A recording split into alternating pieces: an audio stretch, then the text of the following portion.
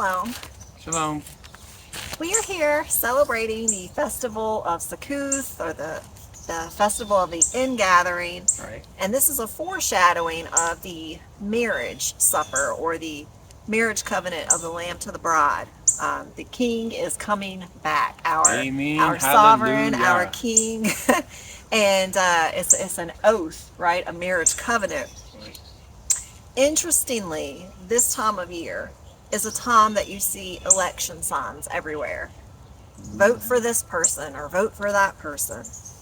Remember, in the time of Shaul, commonly known as Paul, the people wanted a king to reign over them because they saw Nakash, the Ammonim, or the Ammonite, ruled over the people. We know what he did, right? He made a covenant with them to dig out all their right eyes. The people weren't seeking Yahuah, our Most High, to reign or rule over them. They wanted a man over them, right? I just want you to think about this for a minute. Recently, there was a clever poem read publicly that said, "You knew I was a snake." Politics. Poly means many. Ticks can be a leech.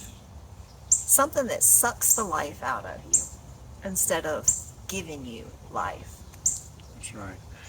The word vote comes from the Latin word votum, which means a vow or a wish. In Aramaic, if you were to say va'ot, that would be the letter va, which we know as ua, and the word oath, or a oath of man, or man's oath. The word ballot, which can be ball lot, which many of you heard on the internet, does have some significance. So casting lots or ballots, this goes way back. The Italian word ballot comes from an Italian word ballot, referring to the small balls which were used in casting lots. Therefore, it was a lot ball. The Roman soldiers were said to have made dice out of ankle bones and cast it with them.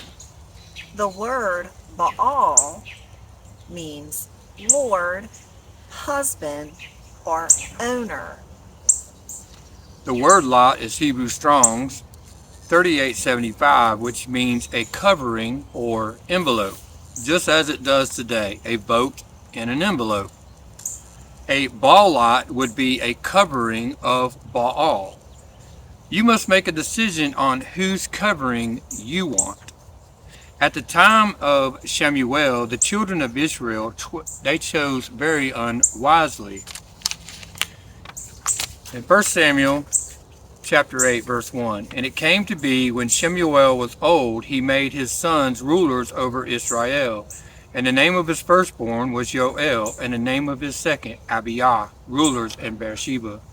But his sons did not walk in his ways, and turned aside after their own gain, and took bribes, and twisted right ruling.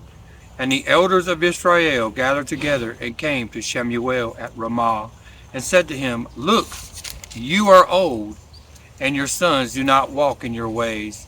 Now appoint for us a sovereign to rule over us like all the nations. But the word was evil in the eyes of Shemuel, and they said, Give us a sovereign to rule over us. So Shemuel prayed to Yahuah. And Yahuah said to Shemuel, Listen to the voice of the people in all that they say to you, for they have not rejected you, they have rejected me from reigning over them. Just like in the days of Elijah,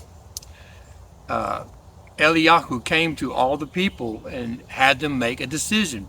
In 1 Kings 18:21, Eliyahu came to all the people and said, How long do you keep hopping between two opinions?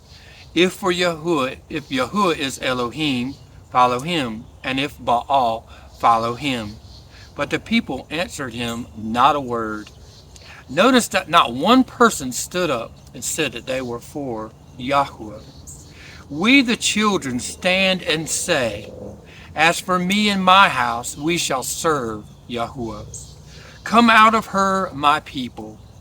When we keep Sukkoth, we are proclaiming to the world that we want our King Yahuah to reign over us, not Baal and not man. Think about the oath. Who are you married to? Right.